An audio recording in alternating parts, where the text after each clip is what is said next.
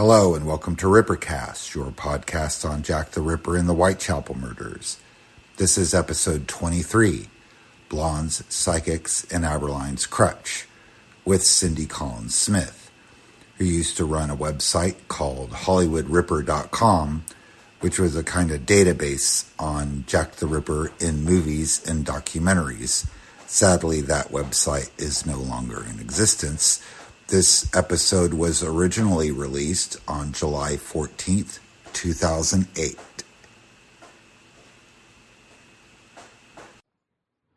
Yours truly, Jack the Ripper!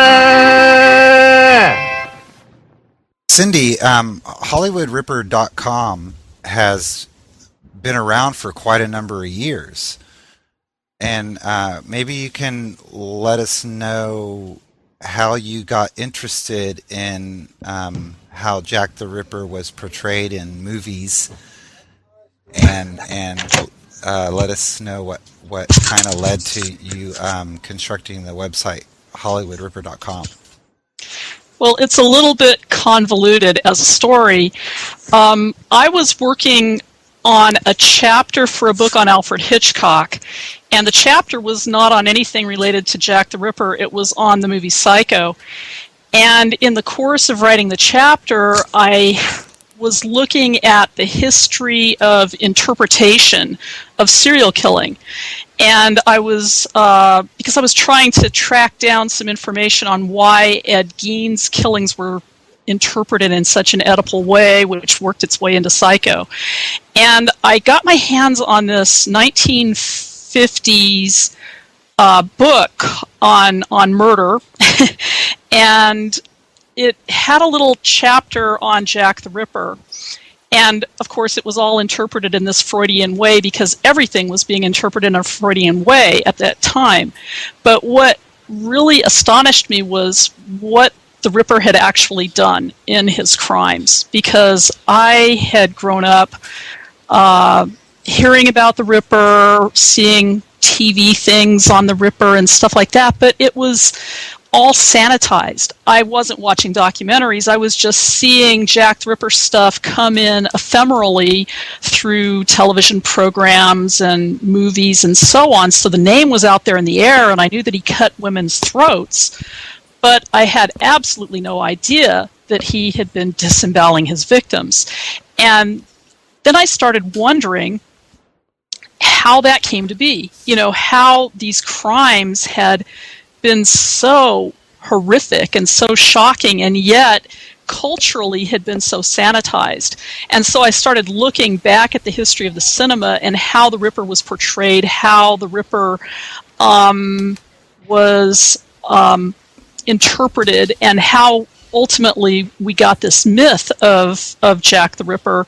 And of course it has very, very, numerous areas of mythology. But I just basically decided to try to put together a book on the topic, but that actually morphed into a website project. So that's the short version. And how long has the website been in existence? I think I rolled out the first version of the website in the late 90s, in about 1999. The project kind of began in its infancy in about 1995. That's when I was working on that Psycho chapter. Or was it 96? I think that was 96, actually. So for about 3 years, I'd been doing some research, gathering material, and, I had actually looked not just at movies, but also had looked at the history of the case and had done a bit of research in the way it was interpreted in the newspapers at the time. So I think 1999 was when it first came out, and then I did a big redesign in 2002, and I just finished another big redesign. Right, and the website looks great, by the way. I love it. Thank you. Thank you. And now you've seen all but a small handful of movies about Jack the Ripper. I think that your website lists like maybe 4 or 5 that you've yet to see? Yeah, I can't guarantee that I've seen all of them that are out there. It's just that these are the 4 or 5 that I know about that I haven't seen. Right, not including television shows. Actually, that is including TV shows. Right, but I'm at the 4 or 5. I guess you have a longer list here that includes some episodes of television series, but it looks like you have like four movies still on your to watch list, and a few episodes of television shows. Do you have a personal favorite? That's a really tough question to answer because I have several favorites, I think. The BBC production is spectacular, the one with Michael Caine. That's just a wonderful production. So for, sort of really a lot of veracity, something that really tells the case the way it was, although it gets a little fanciful in the last half hour, that's a really good production. Now, in terms of, some other movies, I really like A Study in Terror. That's the first Sherlock Holmes one from 1965, I think. I love the 1944 Lodger. Recently wrote a review of that. There's just a whole bunch of stuff that I really like. There's this very obscure early 1960s Austrian film version of Lulu, which I think is very good, but you kind of have to travel to see it. There's a number of good ones. Most of them are not very accurate, though. I have a question. Have you, I know you said your list is not completely comprehensive, but there's only a few that you haven't seen. I have not seen, and I've been wondering about the webisode show called Sanctuary, in which Jack the Ripper is a central character, and that is now being picked up for television. And I was wondering if you've seen that, and if you have, what you think of it. Because that's the one I'm really interested in currently, and I haven't seen it. No, I have not seen that. In fact, that's something that I need to look into. Thank you for the lead. No, I was not aware of that. Is that on YouTube? No, basically what it is it was a show that was created specifically for the internet that was with an all-volunteer cast of fairly well-known science fiction characters. Amanda Tapping from Stargate was the main lead character, and apparently, and again, I have not seen it, so I'm just going on what I've read. She is a 157-year-old quote-unquote immortal. It's all supernatural, obviously, who was engaged to Jack the Ripper in Victorian London, where and I believe John Druitt is who they've chosen as their Jack the Ripper. They have a daughter together, and it's set in modern day times, but Jack the Ripper is one of the central characters in it. And it's apparently being picked up by the Sci-Fi Channel to replace to replace the internet episodes, and Amanda Tapping has just left her Stargate show in order to focus on it. So I was sort of interested in it just because, obviously Jack the Ripper heard the buzz, because it was apparently so cult popular that they decided to pick it up for a real TV show. Wow. I just looked it up. It is on YouTube, and they also have a big website, but I'll have to look into this. No, I hadn't seen it. I have been really immersed in my job for a while, and just really kind of recently got back into doing the website. So thanks for the lead. Can I ask? I've got two questions actually. Can I? Sure. This is Chris Scott, by the way. Cindy. Hi, Cindy. Hi. Hi. On the book side, there are various cases, especially quite early publications that we know of, but no copies survived. We've seen them advertised in the press or through accounts, and there's various very rare, as far as we know, non-existent ones that we know only by reputation. Are there any sort of film examples like that? Are there any sort of very early films that were made and no prints exist? Or I don't know of any that have no prints existing. I know of some that have 1 or 2 prints existing. Actually, somebody talked about on the Casebook website of a 1914 film, Spanish language film called Destripador. I don't know if there are any prints existing of that. Oh yes, yeah, that was me. That was you. Right. Yeah, I found a notice for a theatre for what they called it. I can't remember what they a cinema listing, and it was just called El Destripador. Yeah. Yeah. That was 1914. Yeah. I'm sorry. Oh no, go ahead. I was just gonna add to that that was the same thread that also had information on the one about the beat cop strolling Whitechapel, but it turns out it may have been filmed in Liverpool actually, because the filmmaker pretty much filmed all of his material in Liverpool, from what I've been able to gather. But it was contained on the same thread that listed a few pre-Pandora's Box films that no one has seen. It's interesting that you'll see descriptions, scene-by-scene descriptions of some of these really early turn-of-the-century movies, but it's nearly impossible to find out where any copies are located. But I was just wondering, because the very obscure one with a very odd title, I always remember, and I saw it listed somewhere as the earliest film that actually featured the Ripper sort of as a character, whether it was just a passing mention, was this Farmer Spud film. Farmer Spud?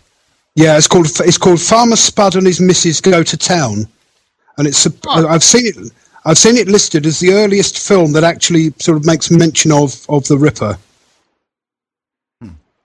I wonder in what context the Ripper appears. I've seen him, appear obviously as comic setups in some. I've got a feeling it's listed in the A to Z. If you bear with me a minute, I'll have a quick look. Just talk amongst yourselves.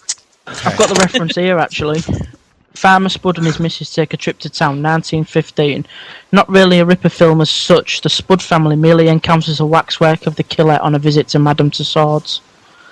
And that's in Eddleston's Jack the Ripper Encyclopedia. Oh, okay. Now, that's actually kind of interesting because there is this whole waxworks theme that goes through Ripper cinema. Right, that's what I was going to say. That's a reoccurring theme of Jack the Ripper. A lot of the movies and television series, I think, would correct me if I'm wrong. I'm not entirely well versed on this topic, but have people trapped in waxworks museums, and they end up coming to life. And Jack the Ripper would be one of the characters in the waxworks museum. This one sounds like that. This one was made in 1915. It's got film directed by J.V.L. Lee. We know little about this film except that the Spuds visit Madame Tussauds in London and encounter a waxwork of the Ripper. Huh. Interesting. I wonder if he comes to life. I don't know. That's all it says. In some cases, there's the Ripper coming to life is turns out to be fake, like in Terror in the Wax Museum. There's suspicion that the Ripper character is coming to life, the Ripper waxwork is coming to life, but he's not. And in the Twilight Zone episode, in that one, we don't really know in the end whether the characters came to life or whether the curator was actually committing all the murders. But the waxworks, have been a major theme in Ripper stuff. There are a couple of very early Lulu films before Pandora's Box. One's from 1917, and there is one copy I know of in the Netherlands Museum. And there's also Erdgeist from 1923 with Asta Nielsen as Lulu. When was Lulu written? Oh gosh. 1904 was Wedekind's book, Pandora's Box. Because the opera's based. Alban Berg did the opera. Yes. Right. So that one you mentioned, that's the earliest filmed version of it, is it? That's the earliest film version of it that I know.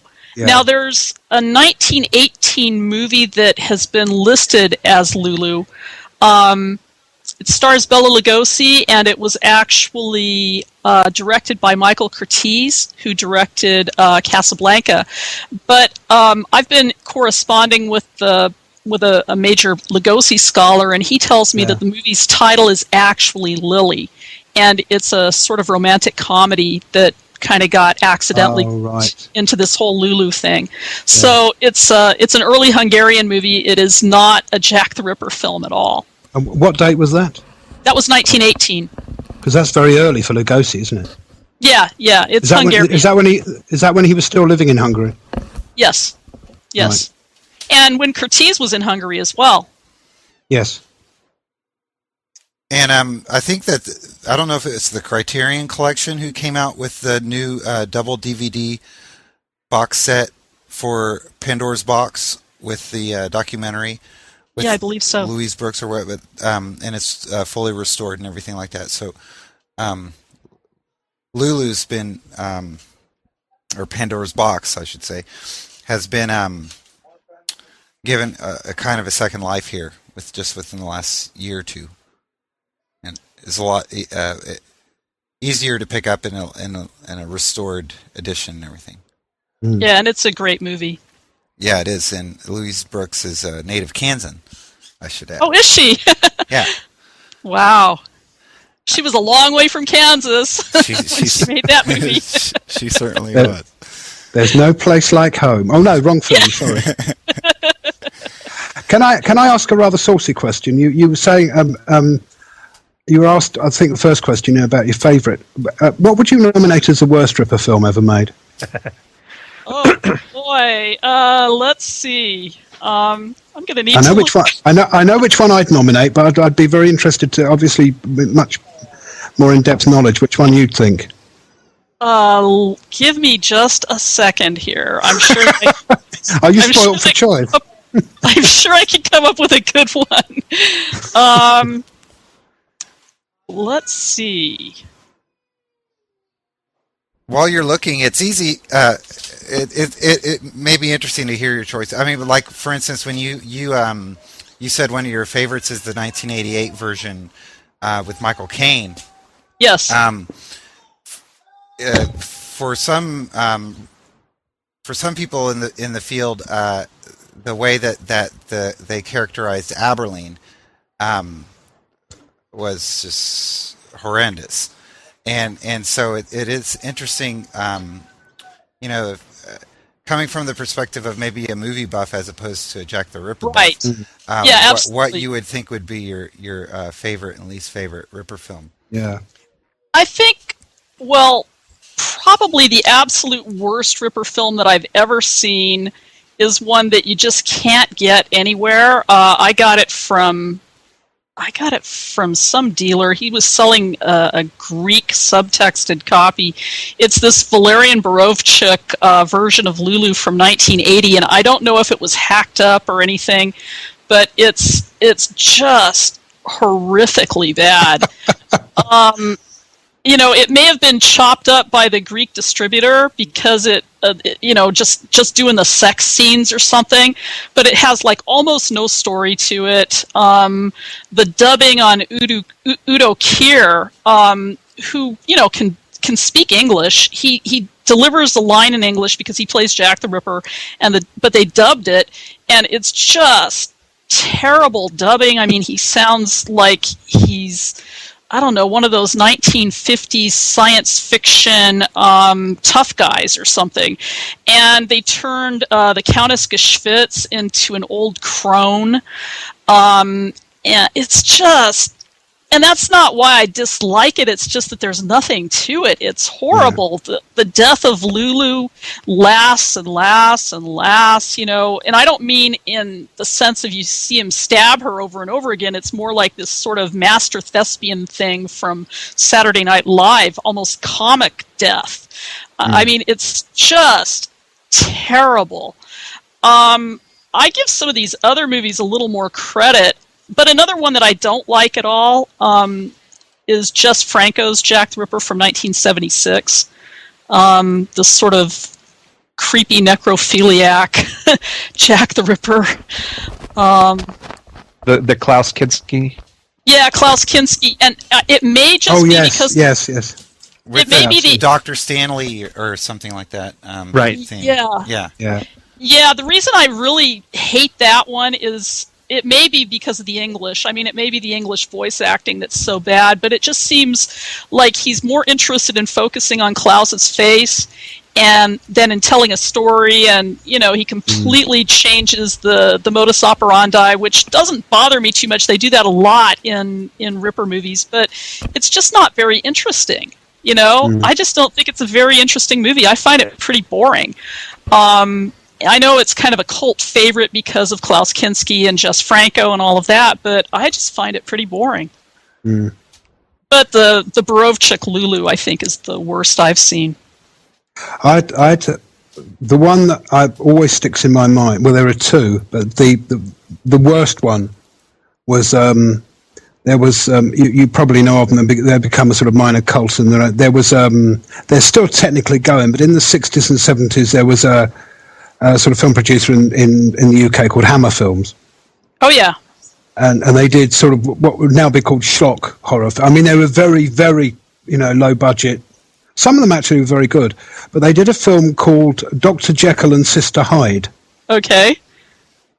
With Ralph Bates in, who actually is not a bad actor, but for some appalling... he must have been short of cash.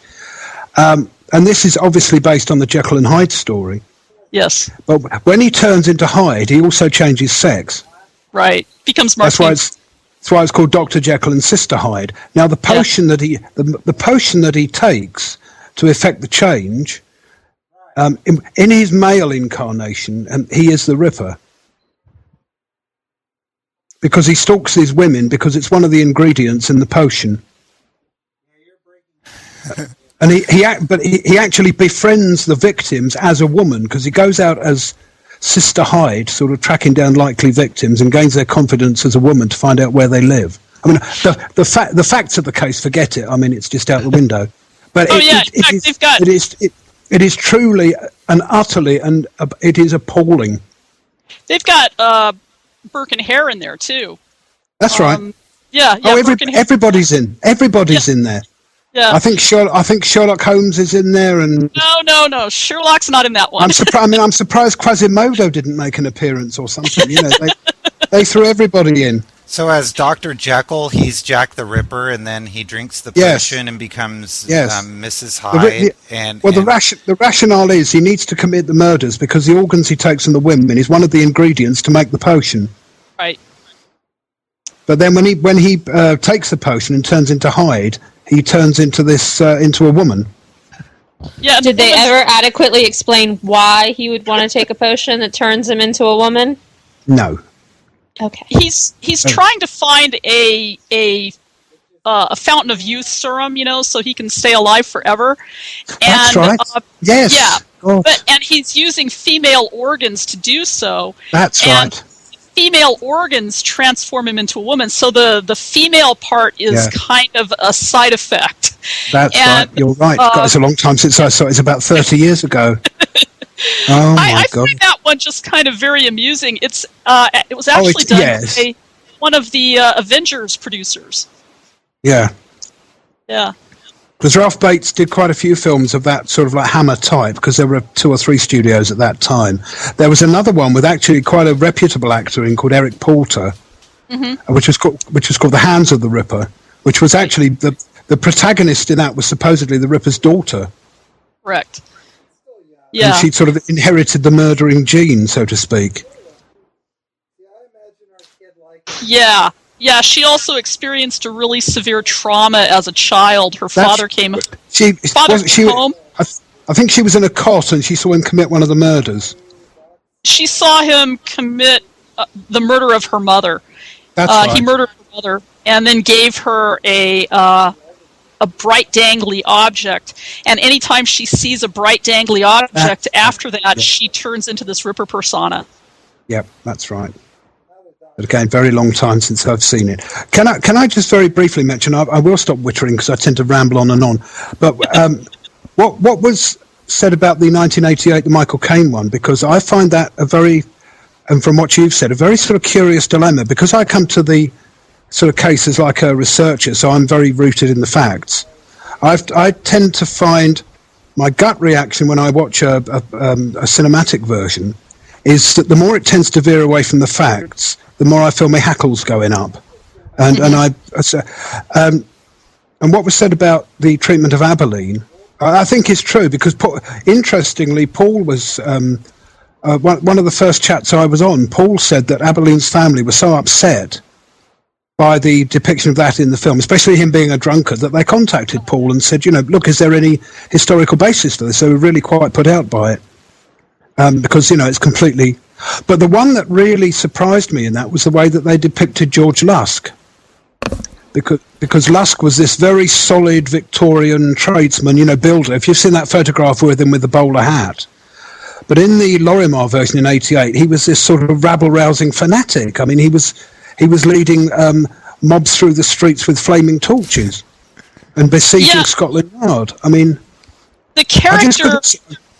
There's a character like that in a lot of Ripper movies. He's usually not usually named George Lusk, but but apparently their portrayal of Lusk in that film took on the attributes of that character, who's kind of leading the rabble through the streets of Whitechapel and it reminded of London. But it reminded me of sort of it was almost, you could have put that, especially with the flaming torches when they were sort of marching through the streets of Whitechapel, as a sort of motif. I mean, it took me straight back to the sort of Frankenstein films. Yeah, definitely. The mobs going up to the castle or burning the window at the end of the Karloff one. Yeah, villagers with torches. That's right. Yes, always be aware of that. Yeah. I see them, I walk the other way. Mind you, we don't get many of them around here. So, what did you think of, you were talking about the depiction of Abberline. What did you think of the depiction of Abberline in From Hell? It was equally bizarre and equally far from the truth. I mean, if anything, it was even more extreme because, I mean, although I've got a lot of time for Johnny Depp as an actor, I mean, it was, he was this widowed drug fiend, who went chasing the dragon and had these sort of psychic visions and died in Godley's arms, then put coins on his eyes. I mean, whereas, Abberline was this sort of solid East End policeman who died in Bournemouth in his 80s. I mean, it really couldn't be further from the truth. Yeah. I can see, but there again, it was only one. Actually, by the time they got to the end of the film, there'd been so much other fantasy and so much more sort of, all the business with Mary Kelly and the Crook child and her going back to Ireland and the little cottage by the sea and all that. And right. I mean, the depiction of Abberline sort of paled into insignificance in view of all that. Yeah, well, I think anybody who goes to the movies looking for an accurate depiction of anything is really the wrong person to be talking about movies. I mean, obviously, it's Hollywood. They're not going to do accurate treatment. So, Cindy, you did start off talking about how the website sort of became about as an organic. You were going to write a book, but it sort of turned into a website. How much time do you think you've spent researching and analyzing these movies in order to get the data up on your website? Oh my gosh, that's... and do you wish you could have that time of your life back? Sorry, I had to add that. Well, with some of these movies, definitely. I've spent, I can't tell you how much time. It's been considerable because when the project first began, a lot of these movies were almost totally unavailable. That you had to go to film conventions and find them at dealers' tables because they were not available on DVD or VHS in any commercial versions.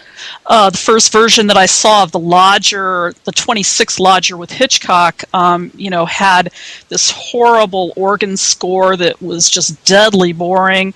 Now there's like multiple versions of The Lodger on DVD. And the 44 Lodger with Laird Cregar was not even available. It rarely played on television. You couldn't get it anywhere. It has now been released by Fox, but it was very difficult to come across these titles, so I spent a considerable amount of time, first of all, compiling my list, and then tracking down the titles. And I did a lot of tracking just simply by, I tracked them on the web. I found out where some of the most obscure things were located.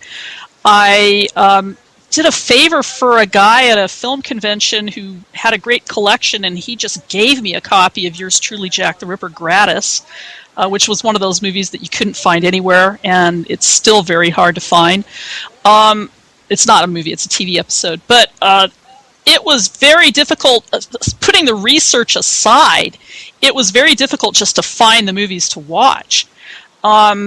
So I spent a lot of time. I spent probably a couple of years, almost full time, tracking this stuff down in the late 90s. I also spent a lot of time going to the Library of Congress. This was before Casebook was as complete as it is now. Casebook was great back then, but you still had to go to the Library of Congress and dig up some of the articles. Now I think Casebook has everything. So I looked up all of the killings in the London Times and in some of the other papers, and because I wanted to see, I looked up a lot of the letters to the Times. I was very interested in the letters because I wanted to see how the themes that ultimately play into the interpretation of the killings and which result in the cinema, where they started from. So I did a lot of research in that regard. I've done a lot less research in sort of the traditional ripperologist, things of trying to figure out who the killer is and stuff like that, but a lot of research into how the themes surrounding the myth developed. Does that answer your question?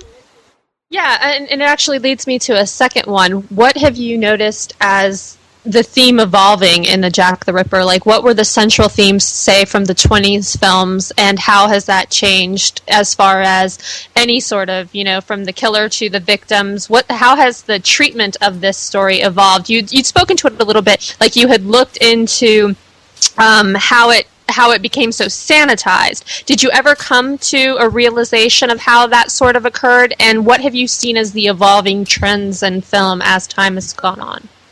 Oh, that's a great question. I think one of the things that I've seen as time has gone on is that the movies became much less sanitized, obviously. Starting with the 70s, I think you start seeing much more graphic depictions of the... They may not be the killings, they may not be taking place in the way that they actually took place, but you have much more emphasis on the sexual aspects, on the sort of weird sexuality of the killer, as it may have been. You have a lot more sort of grittiness in the movies as time goes on. I think that some of the things that I've seen are that there are kind of two major strands in the development, and one is the supernatural strand and the other is the more realistic strand. And I know that's very general, but I think that the supernatural strand starts very early, obviously. The Curse Upon Mitre Square is the first supernatural tale that I know of. And, it just kind of takes off from there. And then you have the more realistic depictions like, Marie Bellacloun's The Lodger and Wedekin's Lulu stories.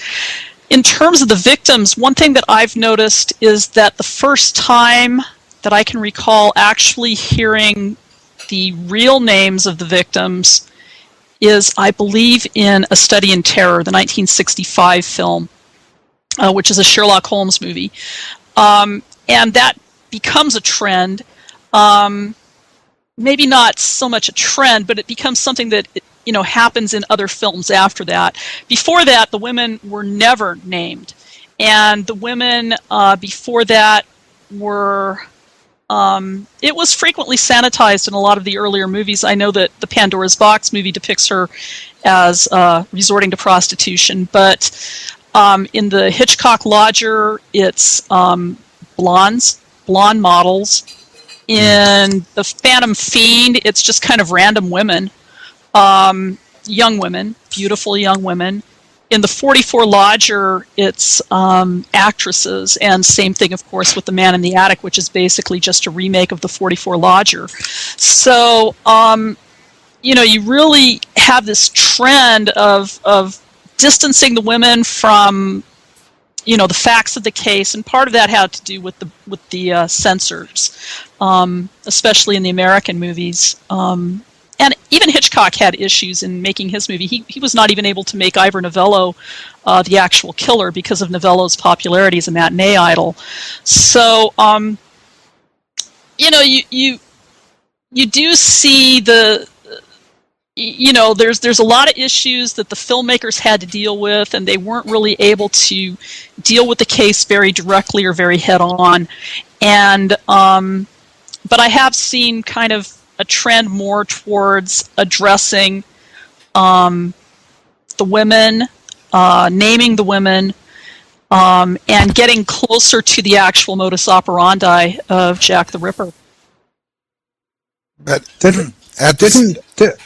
Novello? Sorry to interrupt. Did Novello take the title role of the Lodger in 2 of the films? Didn't he? Yes. Yeah. He also did The Phantom Fiend. So that's right. That's a talkie version, and it's a very self-indulgent version of the Lodger, actually. But he wasn't portrayed as the killer in either. No, not in either one. In the first one, Hitchcock was the one who had to deal with the studio and make sure that Novello was protected from actually being the killer. In the second one, Novello, I think, put up the money for the part and for the movie.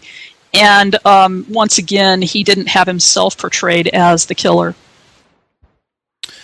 One of the trends I've noticed is that there was this period where the Lodger story was recycled and recycled and recycled, which has a basis in reality. I mean, maybe not the Hollywood's representation, but at least the Lodger story has a basis in press accounts from the time of the murders, and then starting after I don't know if it was after Prince Jack or whatever, but now the theme that's being recycled and recycled and recycled is the royal conspiracy theory.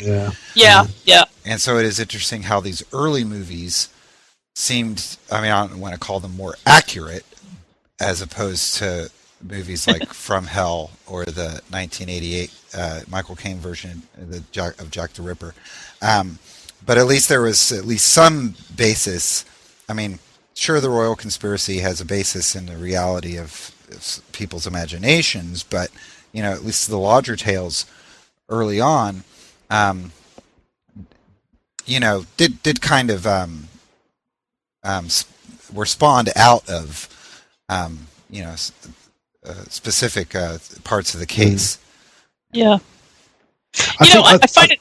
I'm sorry. Go ahead, Cindy, and then Chris responds. One thing that I find interesting is that I've only been able to track down, I've only seen one movie that deals with the Duke of Clarence theory. So, of him being the killer. And that would be the 97 Ripper. Right. But other than that, they kind of leave him alone. I mean, he's kind of a peripheral character in From Hell and a peripheral character in Murder by Decree. But he's actually the killer in the 97 Ripper. I think what bugged me particularly about the 88... Well, I really enjoyed the 88 one with Michael Caine in, and I thought some of the set pieces and the visually, I thought it was stunning. Yeah. But I think... that everybody compares that with From Hell, but everybody knew that From Hell was from a graphic novel, and it was hyped up, it was fiction, it was almost a fantasy version of it because it came from the Alan Moore book. But I think what annoyed me a bit about the 88 one was that there was this lengthy sort of preamble at the beginning, which said, it was very heavily researched and they'd gone into it and it was as accurate as they could get it. And they were convinced that, in the light of all their extensive research, that they'd come up with the most likely solution. Yeah. Yeah, I don't like their solution. I mean, I don't like the fact that they tried to deliver a solution. Because I thought that they were trying so hard to, kind of show us what was going on in London at the time. And that was very realistic, whether the Abberline, depiction was or not. That was very realistic. And that's the main thing that I loved about that movie, but I was very disappointed that in the last half hour they decided to present us with their theory, because I don't think the movie needs to present us with a theory. I think it should have continued along its realistic vein, or more or less realistic vein, and just kind of left it up in the air the way the case is. I think, the atmosphere of Whitechapel. I mean, there's two bits. I love these scenes like in the pubs, with all the singing and the smoke and all that. Yeah. And also the bits when Abberline, like the daily briefing for the coppers. That just struck me, when they've got all the notes up behind him, and that really sort of struck me as probably very much how it was like. Doing daily briefings and so, we've got to do something. He's out there somewhere. And that I think was good. But, it was the other things, that rankled. But probably I'm nitpicking too much. I don't know. I really enjoyed seeing the whole Richard Mansfield plot play out. Because that whole thing, I just find it so interesting that, the society of the time was... not the society of the time, but police work of the time was so relatively primitive that, they suspected a guy, or some people suspected, a guy who was just playing a role. It's like they couldn't see the disjunction between playing a part on the stage and actually committing these murders. So I just found that pretty interesting. I mean, I've always found that to be a very interesting wrinkle in the case, and I love the fact that they played that out. But they spiced it up so much. I mean, to implicate him. I mean, they introduced so many elements, like him, going whoring in the East End, and then taking him, and that girl recognised him when he took his wig off, and all that stuff. Well, I mean, there's absolutely no evidence for that at all. And also him being bosom buddies with Robert Lees. I mean, as far as I know, there's absolutely no evidence of that at all. Well, the movies, the movies are constantly making things up because they're trying, to make a movie that's compelling to the audience. If somebody ever wrote a script which was as closely as possible based on the facts, do you think it would cinematically? Do you think it would work? I think it could. I think it's an interesting story. I mean, I think one of the reasons that so many people are interested in it is because it's a fascinating story. So yeah, I do think that it could be a good movie. I just don't think that people have tried to be 100% accurate. Now, I think that, I don't think that if you tried to make it as a documentary, maybe you could do sort of a cinema verite sort of thing with it. But I do think that it could be an interesting and good movie. Yeah. Mm. Have you heard about the? I think it's been rumored for years now, but now that it seems like there's going to do a remake of The Lodger, but actually set in modern times in Los Angeles. Yeah. And I was wondering, you started this talking about Psycho, and we have Psycho and Silence of the Lambs that were very successful, sort of quasi based on Ed Gein.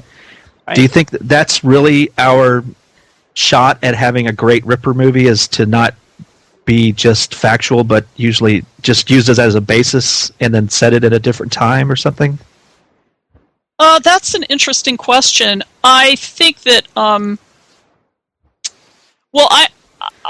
kind of up in the air right now on this whole thing about the remake of The Lodger, because obviously it's not really a remake of The Lodger. From what I understand, it's going to be a copycat killer, right, which is kind of more like the Jack's Back sort of thing. But it's it could be really interesting. There's a whole ton of movies, as you probably know, that are not really about the Ripper, but they use the name Ripper in them, or there's copycat killers of the Ripper, things like that. There's a ton of those, and some of them are pretty good, and some of them are not very good. But I don't know if we're going to find our great Ripper film that way. I think that it depends upon the filmmakers.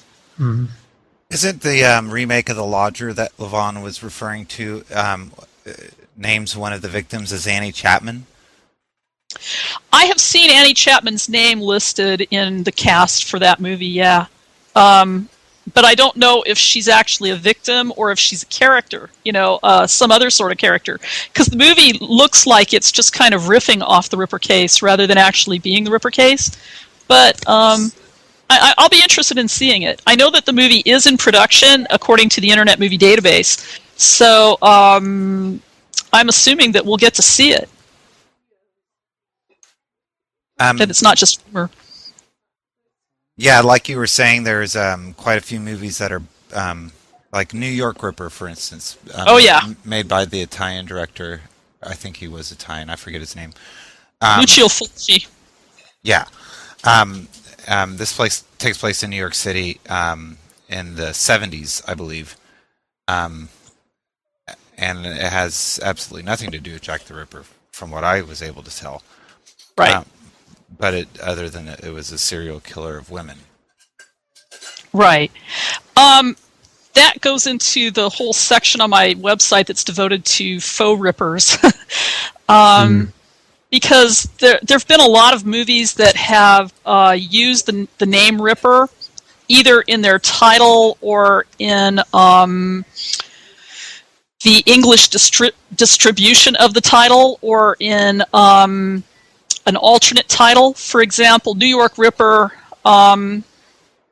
has, I believe that the Italian for the title is Ripper of New York. I don't know Italian, so I'm not sure. But there's like one movie, I love the title of this. It's called Blade of the Ripper. It's from the early 70s. That's the English title. It's from 1970, but it has nothing to do with the Ripper. And the Italian title actually translates The Strange Vice of Senora Ward. So, of Mrs. Ward. So and the Spanish title is The Perversion of Mrs. Ward. So it has absolutely nothing to do with Jack the Ripper, but the distributors thought that they could sell it if they titled it Blade of the Ripper. And I think that's really very typical of these movies, especially foreign films that get called Ripper. They're not really Ripper films, but they're just using that. That's what I call a faux Ripper, a movie that uses the name Ripper without having any direct correspondence to the Ripper. And then, of course, there's the copycat movies, but they're a little bit different because you have somebody who's actually emulating Jack the Ripper or trying to. Like Jack's Back. Yeah, Jack's Back, Monster of London City. Yeah. The Avengers episode Fog. That Monster of... Was that the one... There was one that was to do with the haunting of London Bridge or something. Is that the one? Oh, that's Terror of London Bridge. Lake Havasu. Yeah, Terror of London Bridge, also known as Bridge Across Time. Yeah. I remember seeing it. I saw that many years ago. What did you say, Allie? Isn't that the one with the esteemed David Hasselhoff? Yes, it is. The Hoff. Yes, and lots of Havasu water sports. Yeah, they have a lot of fun in that movie. Yeah. I remember. What year was this one from? 85. Oh. It was a made-for-TV American movie, obviously. Yeah. It's really fun, though. You were talking about the one with Dr. Jekyll and Sister Hyde, about the most preposterous movie premise for Jack the Ripper, and I was sort of deciding, is Jack haunting a brick more preposterous or less preposterous? Quite possibly. They're both pretty preposterous, but to tell you the truth, I think that forgive me for this one, but I think that Dr. Jekyll and Sister Hyde makes for better cinema. It's a more entertaining movie, I think. Oh yes, I'd agree with that. Yeah. Who would you? The one actor who I've seen who came nearest to how I imagine the Ripper, and I found absolutely chilling. And to my shame, I can't remember the actor's name because it was in a TV series, and it was a sci-fi. There's Babylon 5. Babylon 5, that's my favorite. Wayne Alexander. Yeah, that's him. Yeah, and I think it's called Comes the Inquisitor. Yes. Yeah. And he comes to sort of test Delenn, and I found him absolutely chilling. Yeah, he was fabulous. He really was. Yeah, he's my personal favorite Jack the Ripper portrayal. And mine. Yeah. Well, you have good taste. That is a great one. He's a great actor because I mean he's in that series throughout. He plays loads of different characters. Yeah. I found it kind of amazing because Los Angeles has a very large community of British actors, and he's an American, and he actually got that role. But you can see why. You can see why he beat everybody else for that role. He actually had to audition. That was his first time, I think, on Babylon 5. So he auditioned for that part, made the part, and then Straczynski just kept using him in different roles, always with prosthetics after that, because they couldn't show his face after that role because he was so memorable. That's right. Do you know a British TV comedy series called Goodnight Sweetheart? I've heard of it, but I haven't actually. I have not actually seen it. Well, it's got Nicholas Lyndhurst in, who was in Only Fools and Horses with David Jason. But there's an episode of that with the Ripper in it. That's on my watch list. Yeah, the Ripper actually comes back through time and gets run over by a number 89 bus.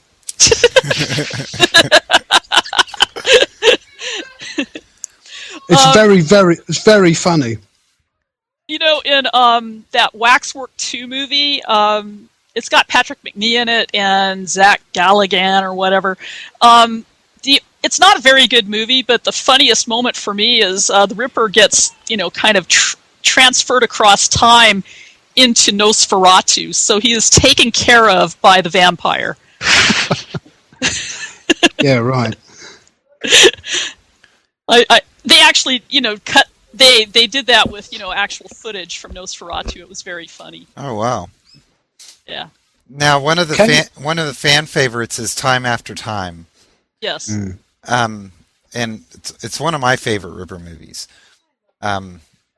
I'd watch it before I watched From Hell any day. Why don't you talk a little bit about that one? Because that took place.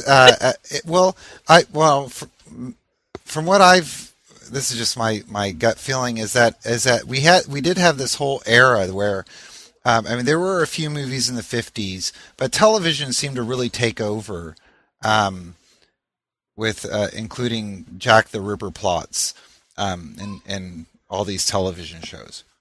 And Time After Time came out. I believe that was in the late 70s. And it was one of the few Ripper movies to come out in the 70s, wasn't it? Actually, there were a lot of Ripper movies in the 70s, but it's one of the only ones that, I would call, Dr. Jekyll and Sister Hyde a Ripper movie. Hands of the Ripper, let me see. Actual Ripper films. And then there was the Klaus Kinski, Jess Franco one in 76. There was a 78 Lulu, which I have seen, and which isn't very good. There was Murder by Decree, also in 1979, and a lot of fans also like that one, especially horror movie fans. But Time After Time came out in 1979. The 70s was actually a pretty good decade in terms of quantity of Ripper films. But Time After Time was definitely one of the best of them. And, David Warner, of course, and, if you're going to have David Warner and Malcolm McDowell in your movie, you're probably going to have, some good acting, if nothing else. And I just thought that was really an entertaining film. Obviously, the time machine, the Wells time machine, shoots the Ripper off into the future, into the late 20th century San Francisco. And so you see the Ripper committing his crimes, but people think that it's a Ripper copycat because the crimes are just like those crimes back in 1888 London. So it's kind of an interesting take on it, and you see, of course, Wells using his time machine to chase the Ripper throughout time and to track him down in the late 70s.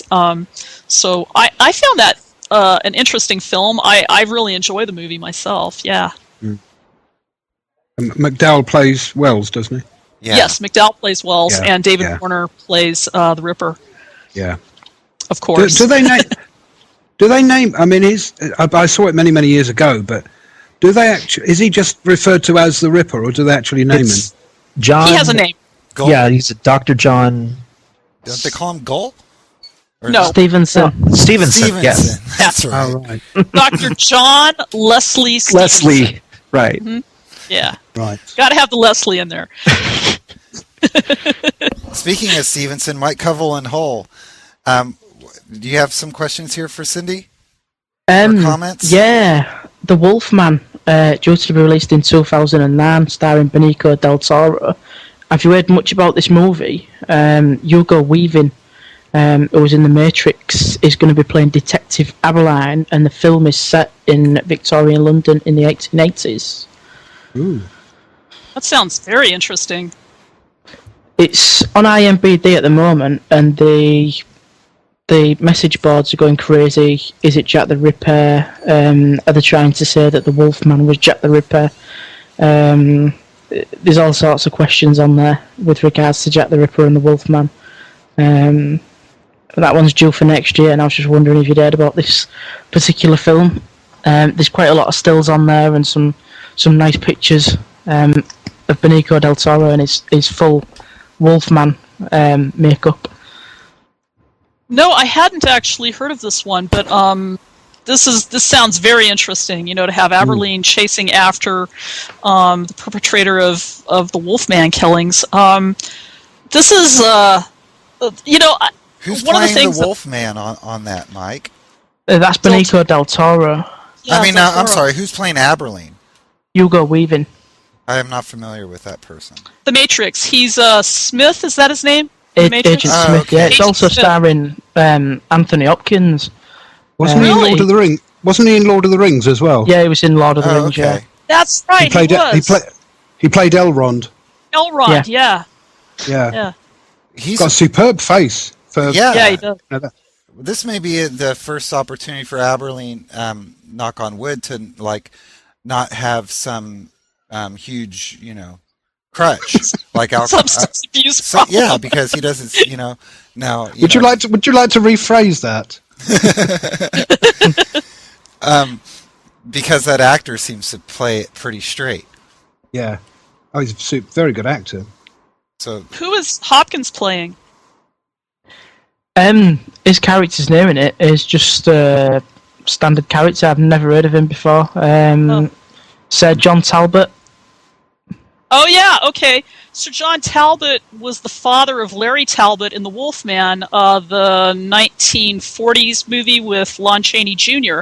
And so it sounds like they're kind of combining the Wolfman with Jack the Ripper, or at least with having Abberline, try to solve the case.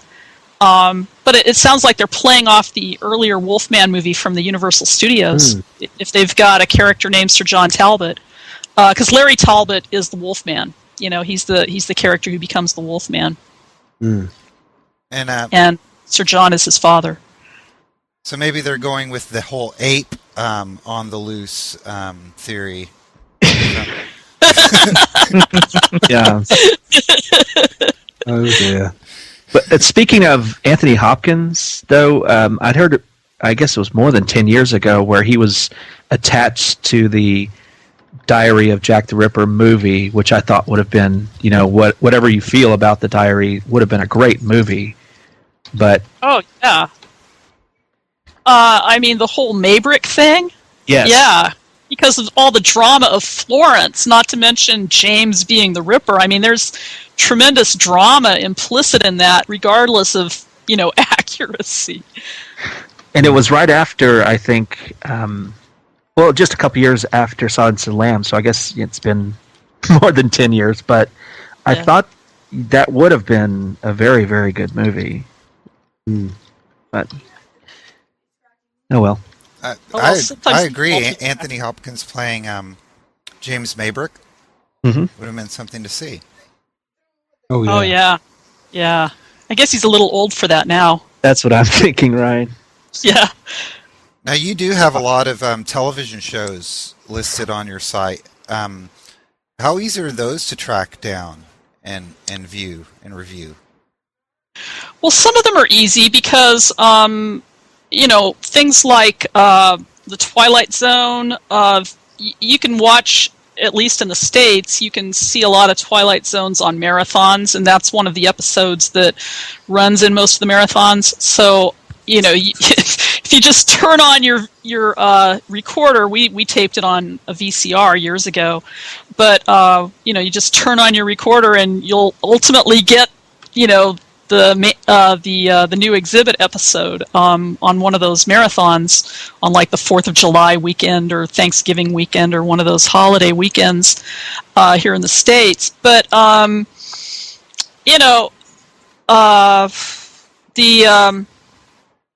Yours Truly, Jack the Ripper, I just got hold of that because a friend of mine gave it to me. We had Christopher Lee at a film convention, and he asked me to take his picture with Christopher Lee.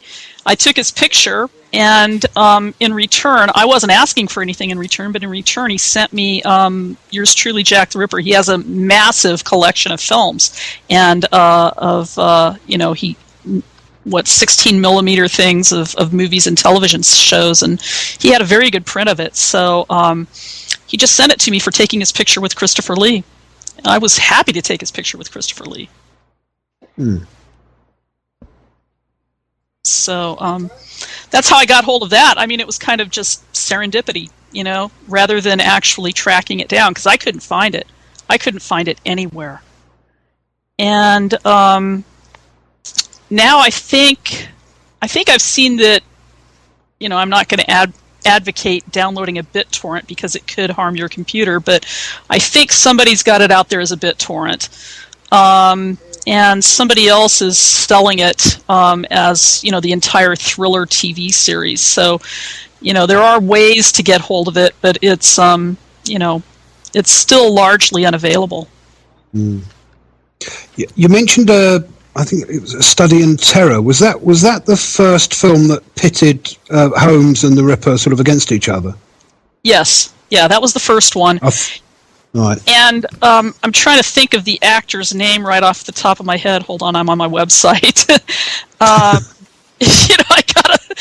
gotta look up my credits. It's John Neville, a Canadian actor who. John Neville, that rings a bell. Yeah, he played the manicured man in the X-Files. He played Sherlock. Yes. Yeah. All right. Yeah, so he was Sherlock Holmes in that movie and did quite a nice job with it. And of course, Murder by Decree was a Holmes film as well, wasn't it? Oh, absolutely. Yeah, Murder by Decree was a Holmes film, and it's using sort of the Mason theory, right? The theory of the Mason. That's right. Who played? Yeah. Was it Christopher Plummer played Holmes in that? Yeah, yes. Christopher Plummer and James Mason played Watson. That's right. I thought Christopher Plummer was very good in that. Yeah, he is. They're both very good in it. Yeah. Actually, everybody's good in that movie. It's a very good cast. Sir John Gielgud's in that movie, too. That's right. He played either the Prime Minister or the Home Secretary. I can't remember which. He played either Salisbury or Matthew. Yeah, he played Lord Salisbury. They have this sort of Masonic hearing, don't they? There's this very claustrophobic room where Holmes is summoned. Yeah. At the end. Remember, it's got a sort of black and white checkerboard floor. Yeah. When it's all revealed. Yeah. Yeah, and it's Lord Salisbury. You have Donald Sutherland playing Robert Lees. That's kind of interesting casting. Yeah. I was watching. Go ahead, Mike. I was watching TV a few weeks back, and do you remember Friday the 13th, the popular slasher series from the 80s? Well, they had a TV show, and I thought it was sort of with Jason Voorhees, and it was actually to do with separate stories, all with a basic theme of sort of horror. And in the first series, the 7th episode was called Dr. Jack, and it was first broadcast on November the 9th, 1987, and it features Jack the Ripper. And basically what it is a descendant of Jack the Ripper has somehow come across Jack's set of knives, and as soon as he picks up the scalpel, he gains some sort of superpower and has a thirst for murder and goes out killing people. But watching it from, I'm a big fan of the Friday the 13th series, but watching it becomes quite comical because it's actually a little scalpel, a modern doctor's scalpel, but at one point it cuts through a wrought iron metal gate to escape from the police. So if you can get hold of that, it's quite funny, but it's worth watching. Yeah, what was that again? I mean, I know you said Friday the 13th series. Yeah, it was a TV series. Right. I can pop it in an email and send it across. Great. That would be excellent. Yeah, I've got all the episode details and whatnot. That would be excellent, because, I'm always looking for that stuff. We watched about 5 minutes and turned it off. Yeah, I don't have that. I don't have the ability to do that. I have to actually watch these if I'm going to maintain my site. Allie, were you? Oh, I thought Allie was trying to say something as well. But go ahead, Mike. Just a quick one. I saw on your website that you had Shanghai Nights as well as one that's on your list with Jack the Ripper, and that's one of my sort of favourite appearances by Jack. I don't know if you was aware that Shanghai Nights was filmed on the same film set in Prague as From Hell. The guys took over the film set when the Hughes brothers had finished filming, and they made Shanghai Nights. But Shanghai Nights is based after 1888. There's quite a lot of debate on IMDb about the dates and all the errors in the film and stuff like that. But I love the way Jack the Ripper comes into the movie and accosts Jackie Chan's sister. Yeah. Who, like Jackie Chan, is big on a kung fu, and she kicks Jack the Ripper off the bridge into the river below, and I thought that was quite comical. To see someone getting rid of Jack in that way. Yeah, that's one of my favorite dispatches of the Ripper. After that photo is found of him recently, I think we've got to have a film with Tumblety in. I mean, that moustache, has got to be on the screen somehow. Health and safety, it could be a fire hazard. Yeah, it could indeed, couldn't it? Yes. I don't think there's enough spirit gum to create it in the first place. It was monstrous. Cindy, I know it's like a separate area, but have you done any work on like radio shows and radio broadcasts over the years? No, I haven't. There's a lot of material out there on radio stuff. I know that they did a version of The Lodger in the 40s. The show that the movie that later became Room to Let was, I think, originally a radio broadcast. So there's been a lot of radio stuff, but I just haven't really gotten into that direction yet. It's a vast direction. I'd imagine a lot of it is a lot harder to track down as well. Yeah, Hitchcock directed the radio version of The Lodger. As the pilot for Suspense, the Suspense radio show. And it was the very first episode of Suspense, in which Hitchcock did do the radio for The Lodger. Wow. And I know you and I have talked about this off in the past, Cindy, but do you have any interest in getting into documentaries? Yeah, I think that it would be good to be able to catalog the documentaries as well. I haven't done that in the past because I had so much time. It took so long just to put together what I have.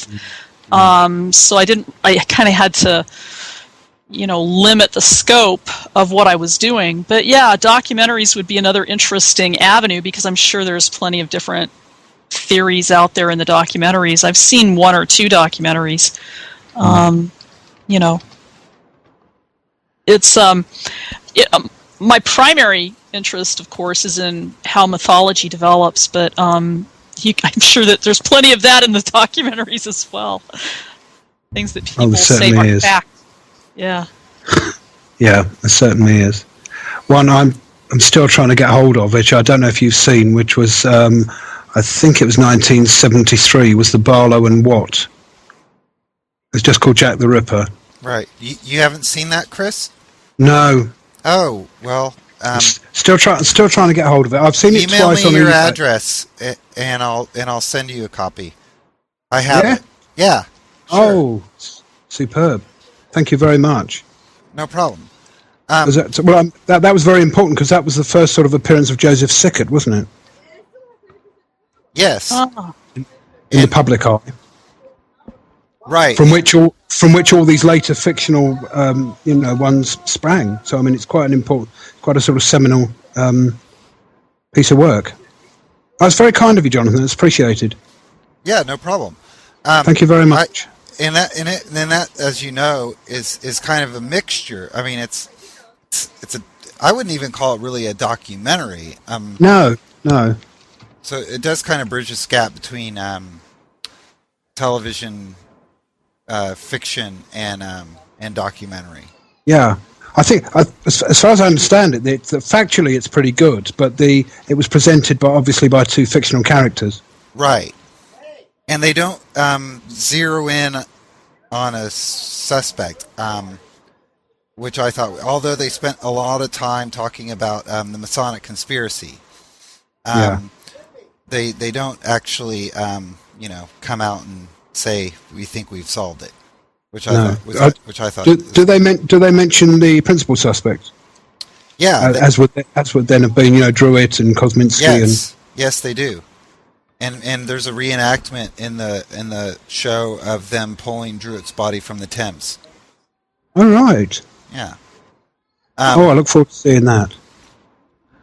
Now, I don't know, Cindy, how much feedback you receive on your site, but do you have a general idea of what brings people to your site, if they're already enthusiasts of the Jack the Ripper case, or is it something that maybe they've seen Johnny Depp in From Hell?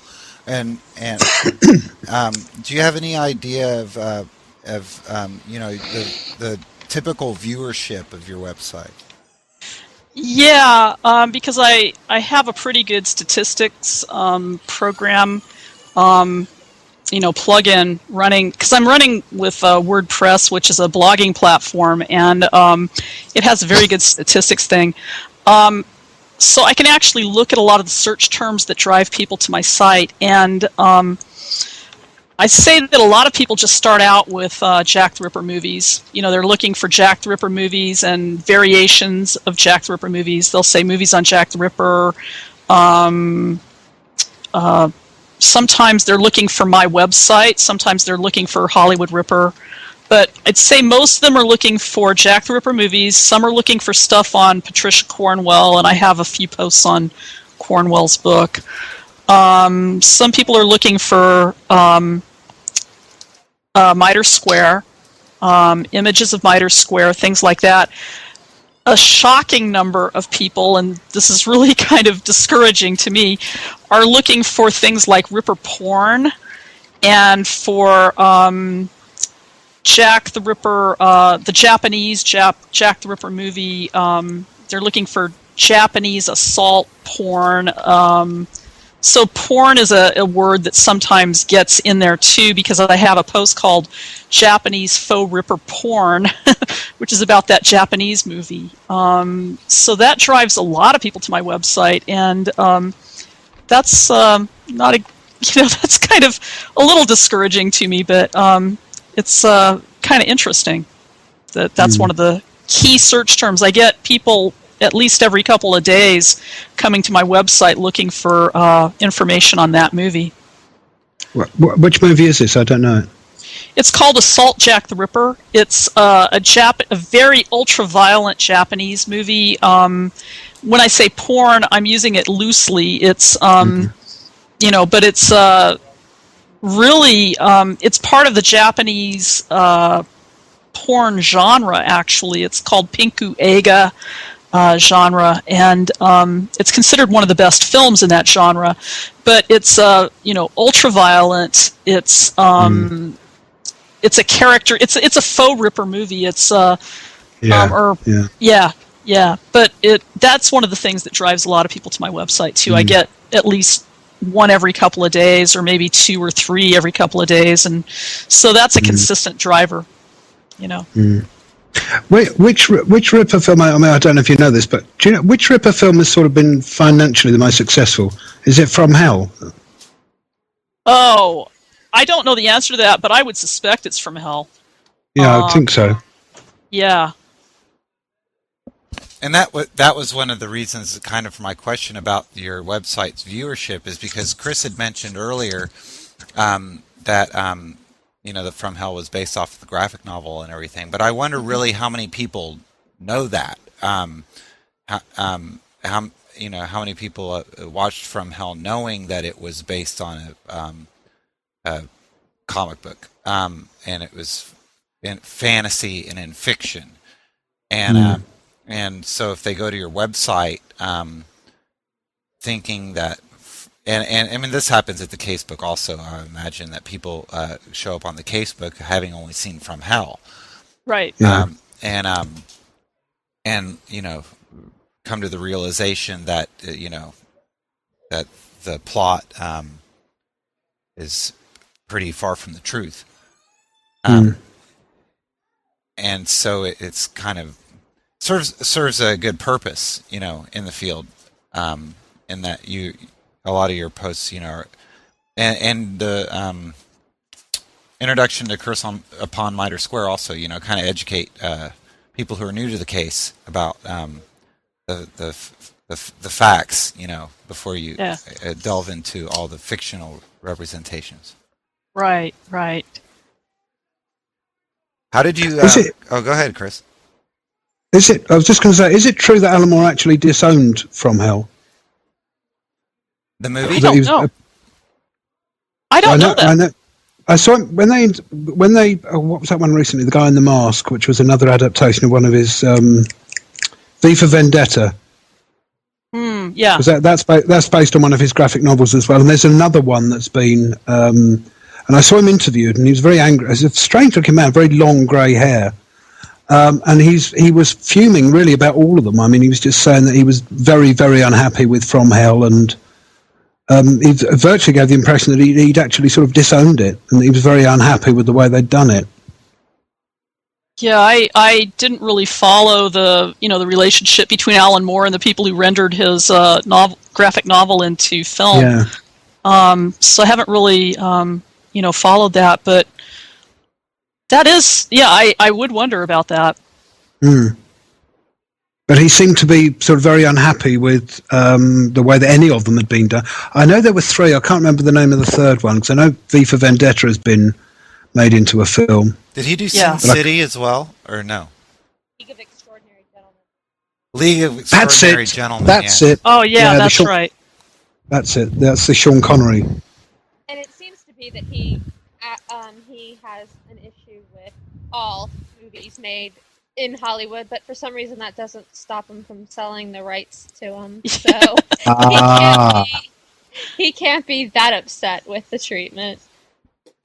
No. Well, he's certainly not upset with the cash by the sound of it. He thinks he doth protest too much. We haven't talked too much about the movie From Hell, Cindy, so why don't you give us your review of that one, and how do you think that ranks as far as Ripper movies go? It's, okay. The movie, it's pretty decent cinema, but it's not brilliant cinema. And I think it's a well-made movie cinematically. I think that it does a pretty good job with the recreation of the look of Whitechapel, at least as far as I can tell. Maybe the people who are better acquainted with the case in all of its detail would have a different perspective on that. But I liked the fact that it tried to avoid glamorizing the women, except, of course, for Mary Kelly. That was pretty egregious. Obviously, it's got massive fantasy elements.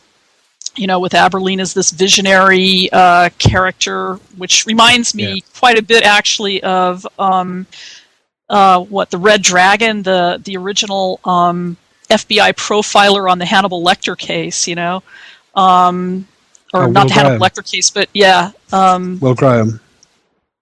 I'm sorry. Will Graham. Yeah. But it's the original version of that, right? Yeah, Manhunter. Yes. Yeah. And so great film. you've got him as that kind of visionary who's not only a profiler but actually kind of gets into the head of the killer. And that was later kind of dealt with in Millennium, the TV show of the late 90s, by the X-Files creators. So you've got Abberline falling into that, which is, massive fantasy element. And then, of course, you've got that.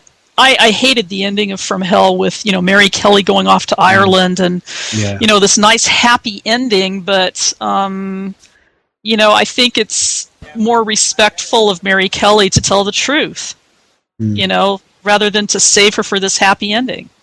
And I don't want to if they're going to use the real names of the women, I want to see the women respected. Oh yes, agree. Yeah, definitely. Psychic investigators has been a theme for decades in representations of the case, right? To some extent, it's usually coming more off the Lees thing. I mean, you've got that 1958 episode of it's kind of difficult to figure out exactly what it was. It was related, I think, to Boris Karloff's series The Veil, but it may or may not have actually been an episode of The Veil. But there's a Jack the Ripper episode that's bundled with some episodes from The Veil. And it's got the guy who was in Curse of the Demon, Neil McGuinness, and he plays a psychic investigator, basically. He's seeing visions of the Ripper killings, and he goes to try to tell the police about it, and they suspect him of being the killer because he, is able to see into this. And then you've got, the Lee's character popping up in Murder by Decree, and, obviously the 1988 BBC production with Michael Caine. So you've got, psychic investigators, but it doesn't really become a major theme in Ripper cinema. Not a major theme. I think you see that a lot more in other movies about killers, but not so much in the Ripper movies. Yeah. As you said, the whole sort of like Hannibal Lecter thing. I mean, that's. Although you don't get that quite so much in the remake, do you? Because they remade the Manhunter, which I think was a great film. And then when they remade that as what was it, a Red Dragon, wasn't it? Yeah. They remade it with the original title of the novel. Yeah. I didn't enjoy the remake so much. I thought the first one. There again, I liked Brian Cox as Lecter. Really, that's interesting. Yeah. A lot of people really, really love that movie. I had the misfortune of seeing it after Silence of the Lambs and was really sold. I was totally sold on Hopkins as Lecter at that point, but I do like Brian Cox. He's a good actor. I just felt he so underplayed. I mean, he was so sort of conversational and just sitting there in the white, in the white prison garb and that. Yeah. Because Hopkins, it was so sinister and so that manic look in his eye. Great performance. Anyway, sorry, we're veering off the subject. No, that's okay. I want to wrap it up actually, because it's gone for about an hour and a half. Can I just say one final thing? Everyone, Levon and Ali also, if you have any last comments. One final thing, which I haven't had a chance to say, which is to thank Cindy very much for the website and all the work she's put in, because I think it's great. Thank you. No, it's really appreciated, and it's an aspect of because obviously I go on Casebook a lot and I go on JTR forums, but it's an aspect of the case that, because I love film anyway, but it's something that it's another aspect to it when I can put away the censuses and all these sort of factual stuff and just go and indulge in a bit of cinema, which is lovely, and I really enjoy the site, and thanks for putting it up. Thank you very much. I second that also.